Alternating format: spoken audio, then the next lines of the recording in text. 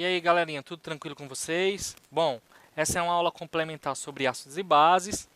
Ela é uma aula complementar porque eu postei duas aulas, uma sobre ácidos e sobre bases, mas nessas outras aulas eu não discuto as diferenças e semelhanças, não discuto pH, nem indicadores de ácido e base, nem falo sobre os principais ácidos e sobre as principais bases. Mas neste slide aqui a gente vai ver tudo isso. Vamos lá. Bom, características dos ácidos e das bases, as principais características e o que geralmente é pedido em prova, tá? Bom, os ácidos possuem um sabor azedo e as bases possuem sabor adstringente. Quando o ácido ele é colocado em água, né, em meio aquoso, eles têm a propriedade de conduzir corrente elétrica. E, semelhantemente, as bases também conduzem corrente elétrica em meio aquoso, certo? Bom, os ácidos possuem um intervalo de pH, tá, de 0 a menor do que 7, sendo que o pH 7 é um pH neutro. A gente vai verificar isso no slide futuro. As bases já vão possuir pH maior do que 7 e igual ou menor do que 14. Sendo que o pH 14 e o pH 0, não existe uma substância que atinja esses valores em absoluto. Por exemplo, pH 14 mesmo e pH 0, tá? Que cheguem a esse número. Existem bases e ácidos que vão chegar a números bem próximos, mas nunca ao valor absoluto. Bom, em presença de uma solução de fenolftaleína, essa solução de fenolftaleína ela é incolor. Quando a gente coloca um ácido, essa solução permanece incolor.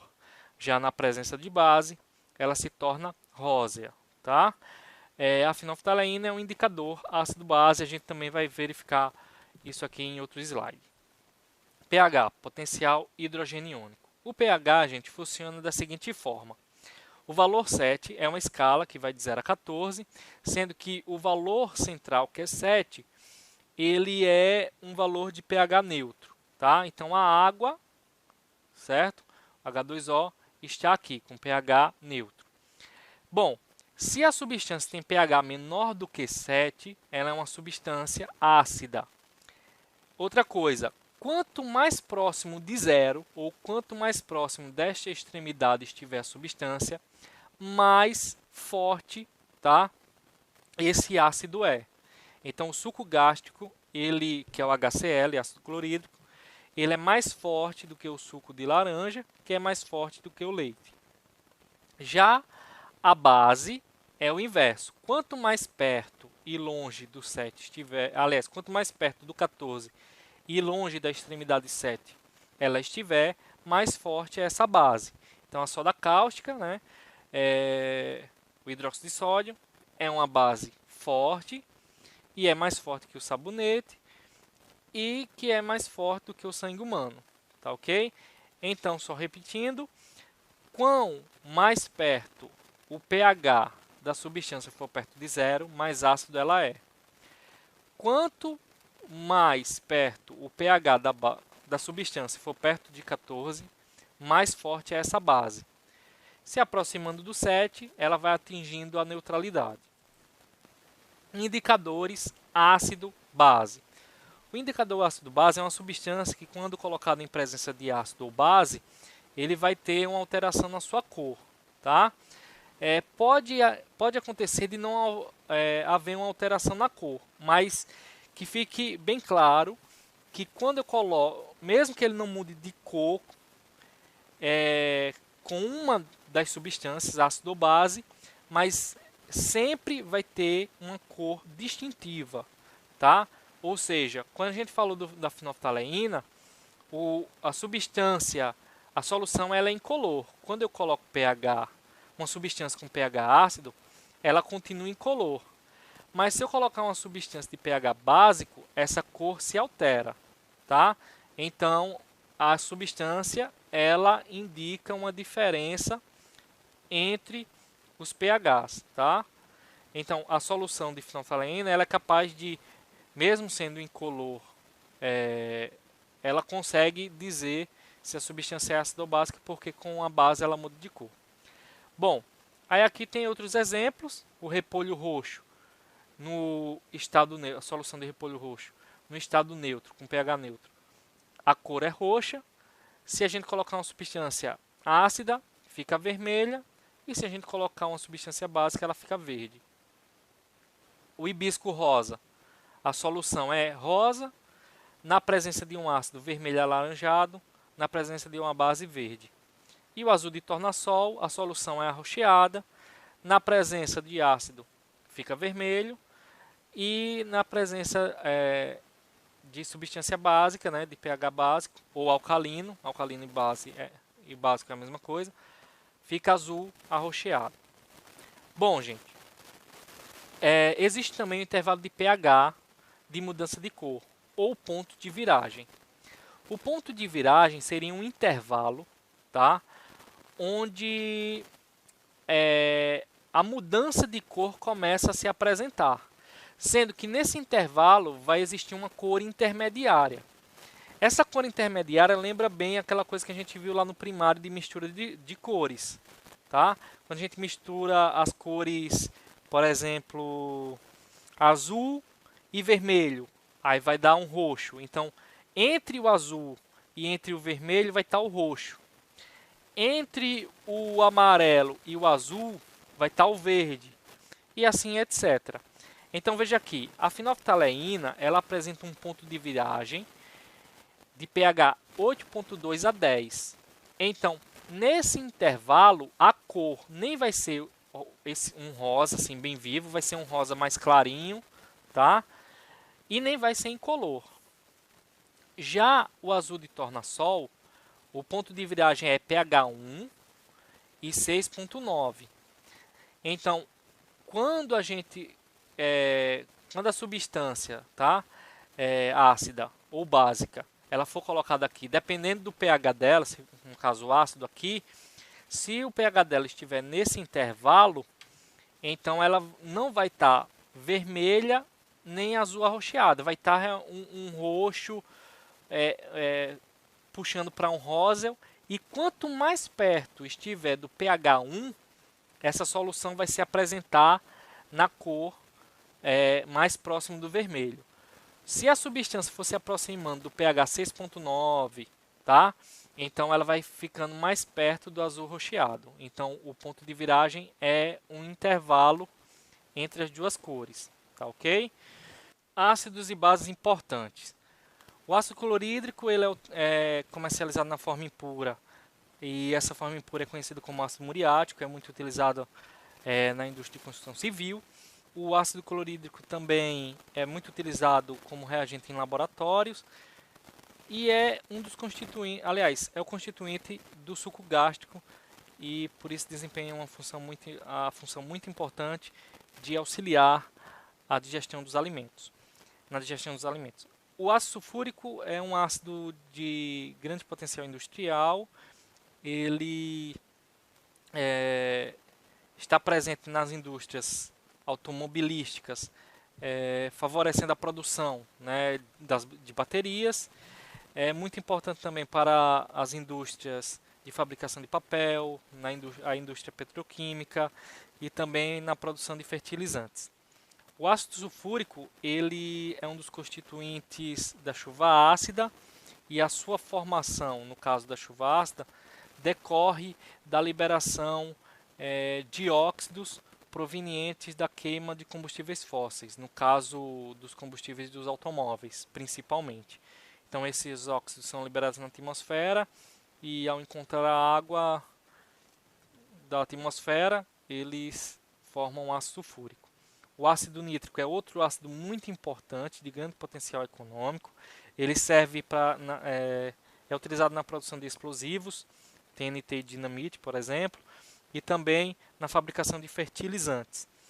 É outro constituinte da chuva ácida e a formação da chuva ácida através desse ácido nítrico decorre de forma semelhante à do ácido sulfúrico. Nesse caso, o que vai acontecer é que a queima de combustíveis fósseis pelos automóveis, no caso gasolina, diesel, etc., vai liberar óxidos de nitrogênio, e esses óxidos de nitrogênio vão ser, ao encontrar a água da atmosfera, né, formam ácido nítrico presente na chuva ácida. O ácido fluorídrico, HF, ele reage com o vidro. E aí é fácil vocês encontrarem objetos, ou um objeto bem conhecido da gente são os vidros do carro, que são marcados com aquela numeração, que é a numeração do chassi, tá? Chassis. E nesse caso, como o ácido fluorídrico reage com vidro, ele não pode ser guardado, tá, em vidraçarias. Nesse caso, ele vai ser conservado em frascos de polietileno. O ácido carbônico é o ácido que dá o gosto refrescante do refrigerante, então, e é responsável pela presença daquelas bolinhas lá que fica subindo no refrigerante, porque nesse caso o ácido carbônico nada mais é do que o gás carbônico, que quando adicionado em água, né, ele se transforma em ácido carbônico. Bom, o ácido fosfórico também está presente nos refrigerantes. Ele é o que dá o sabor característico, principalmente os refrigerantes sabor cola. É utilizado também como conservante do refrigerante e na fabricação de fertilizantes, tá? No caso, os superfosfatos.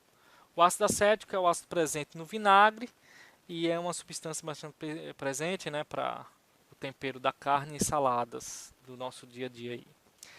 O hidróxido de sódio é uma base também de grande importância industrial, tá? Ela é como base, ela é equivalente ao ácido sulfúrico, é utilizada na indústria para a fabricação de sabão e detergentes, extração da celulose para a fabricação de papéis, também para a fabricação de tecidos e corantes.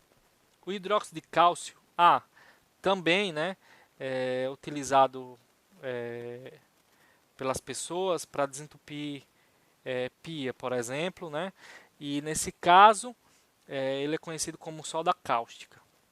O hidróxido de cálcio, também conhecido como cal extinta, utilizado para os processos de caiação.